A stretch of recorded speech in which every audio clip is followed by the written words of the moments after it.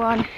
It's Monday morning, 9:30 AM, and I'm out on another hill walk. It's beautiful weather today, which is why I'm out on a Monday. If you're new here, I am currently writing a guidebook to the Lake District after releasing my first guidebook to the Peak District back in November, and I'm currently in the research phase, which basically means I get to do lots of walks that I have kind of plotted for the book and decide which ones I like, which ones I want to put in the book, check them out, test them out, all that kind of thing. So I'm actually doing a hike that I have done once before today. I'm heading up Bowfell, parked at the old Dungeon Gill Hotel and pub, and I'm currently walking along the Cumbria Way, which is the beginning of the walk. It's a really nice way to start this walk, heading through a valley. If you guys have been following me for a while, then you know that I do a lot of solo hiking. It's just me and Oslo out today, my dog. And actually this will be the first big hill walk that I've done for quite a while, due to various lockdowns and all that kind of thing. And I was actually a little bit nervous this morning, I'm not gonna lie. Always get a little bit nervous when heading into the hills. This one's about 12 kilometers, which isn't massive anyway, but it will take me, 4 to 5 hours I think, because it's quite steep and, rocky terrain. So I thought that, seeing as I'm a little bit nervous, because it's my first solo big hill walk in a while, I would intersperse this video with some tips for solo hiking to kind of remind myself of those tips, and to let you guys know, because I get asked a lot about solo hiking, and I'm sure, well, hopefully this will be useful for some of you.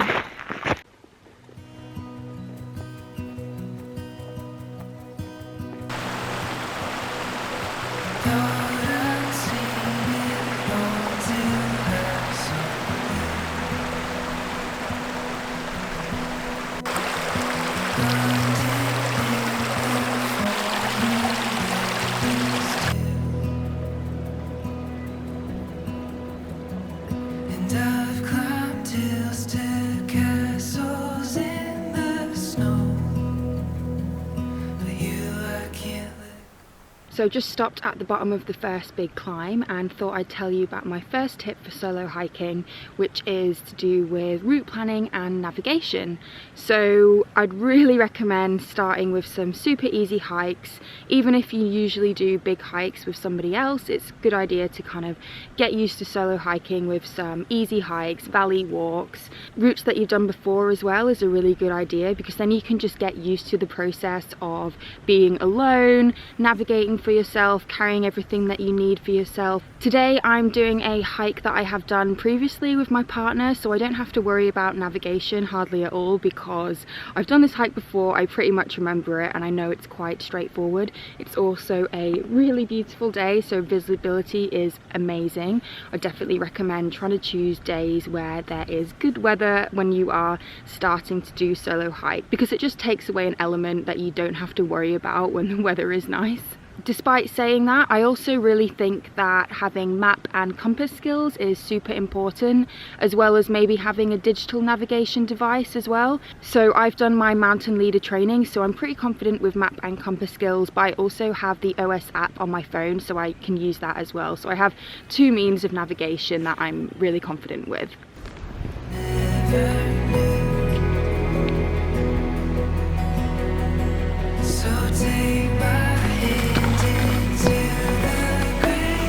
Come on. Good boy.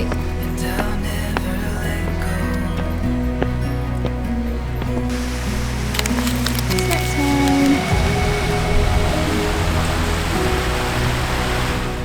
The fire and stone in places unknown.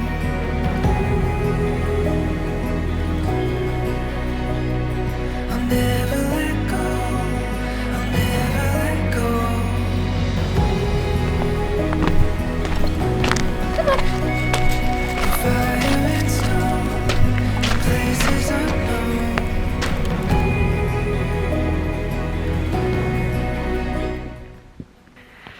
just got up to Angle Tarn, and I think we're gonna walk down to the tarn and have a bite to eat before the next part of the climb up to Bowfell. From what I remember from doing this before, the climb that we just did is kind of the worst part, i.e. like, you know, the longest, steepest part, and after this it's fairly steady over to the summit. So it's 11:30, and for my lunch today I've got some pita bread and some soup, and I totally forgot to bring a cup, so I'm hoping this isn't going to be too hot in my hydro flask, which are like really good, so it might be quite hot. And here's my view. There's little Oz, and I'm up at Angle Tarn.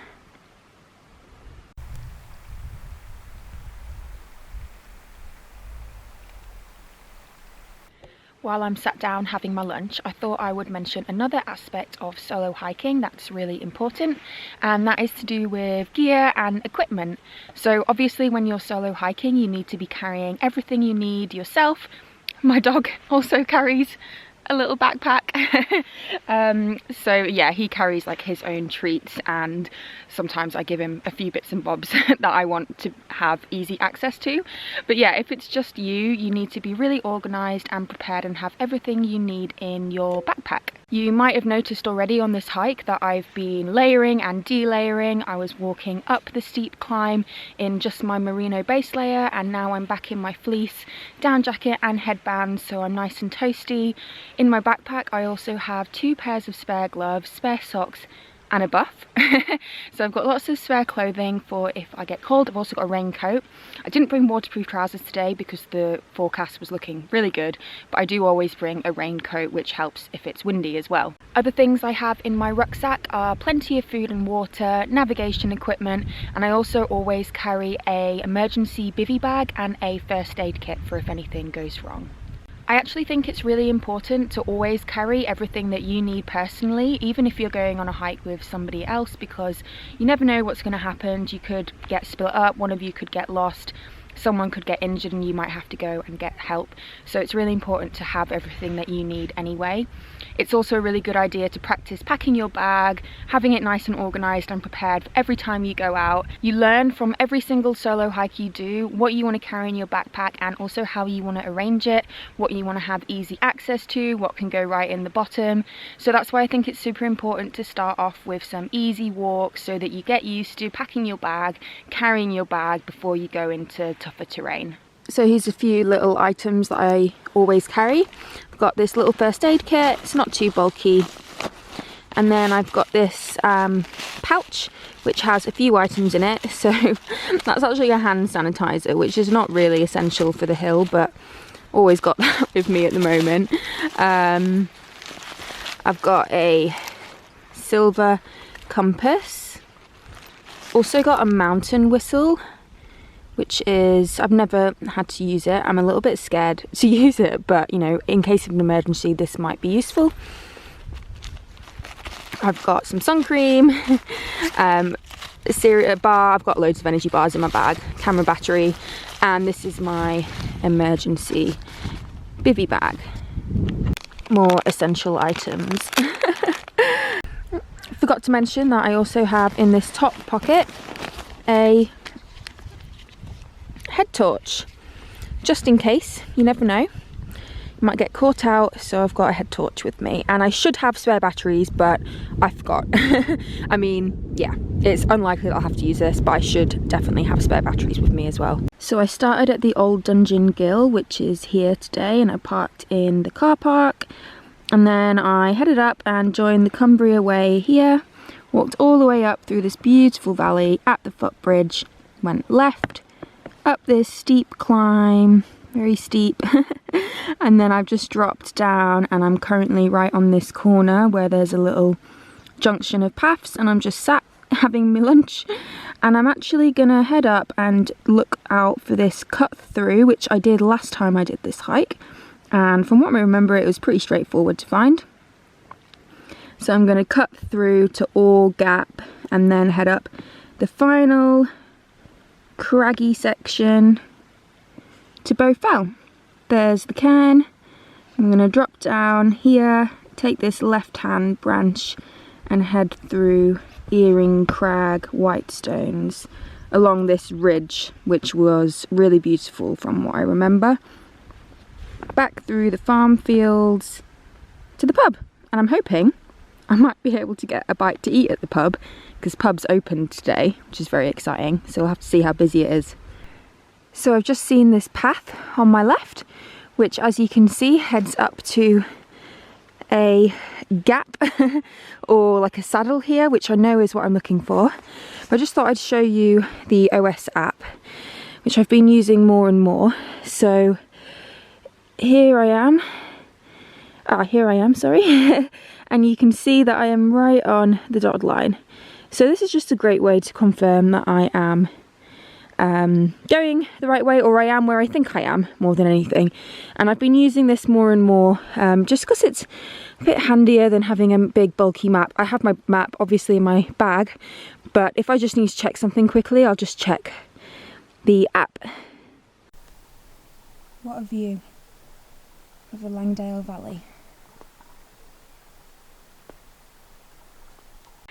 Last time I did this hike was with my partner Harvey, and it was actually in November, and there was some snow on the ground which we actually really didn't expect.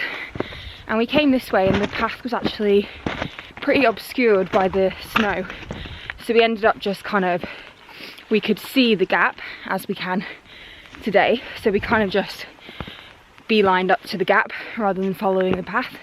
But today it seems a lot more visible and it's a very beautiful spring day in April. So I've just got up to the top of Orr Gap where the terrain has plateaued. I can see a path coming down there on my right, and on my left I can see another path, and you might be able to just see on the camera lots of piles of cairns.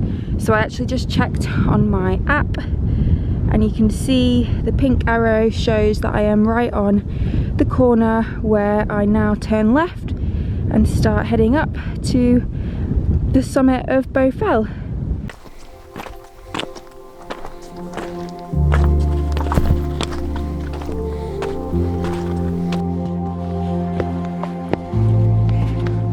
Come on then.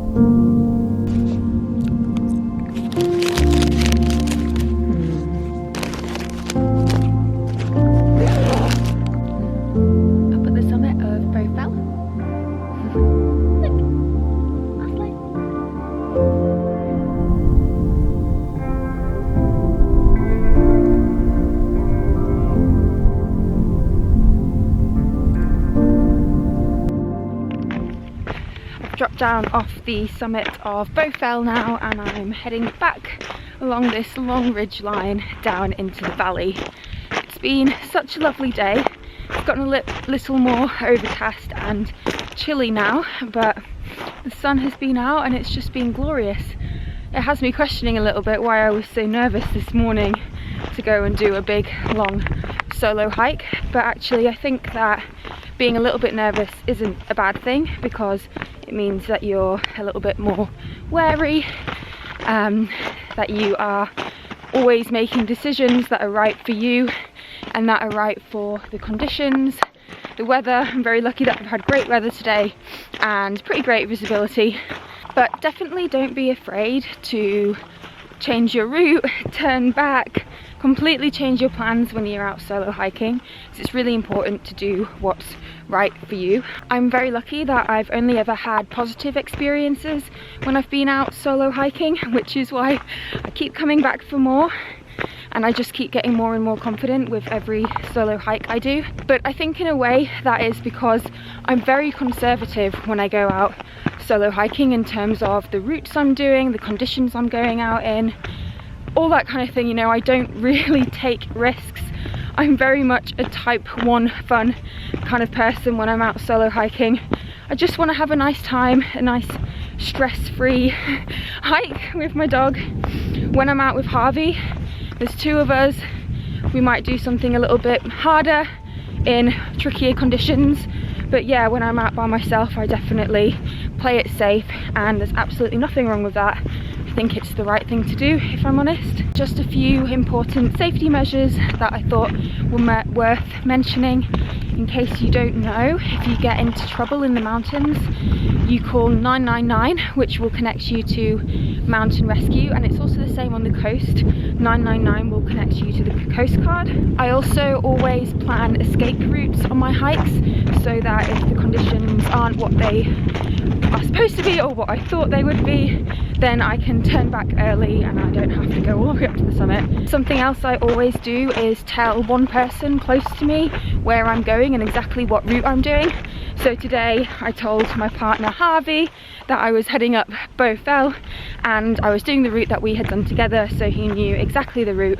So if anything happened, or if I didn't come back, didn't message him after a few, you know, 5-6 hours, then he might, you know, start to worry, and basically he could take action if anything happened. What I don't do though is announce on social media that I'm going solo hiking and where I'm going. I usually take, you know, photos and then post them on my Instagram story later. 99.9% of people who you meet when you're out hiking are really lovely outdoors people, and you'll probably end up having a chat with them.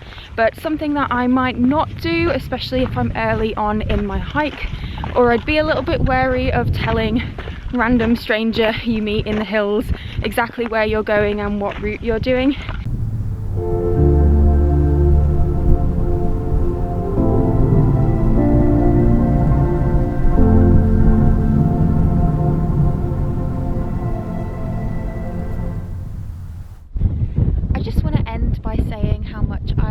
Solo hiking, I find it so empowering.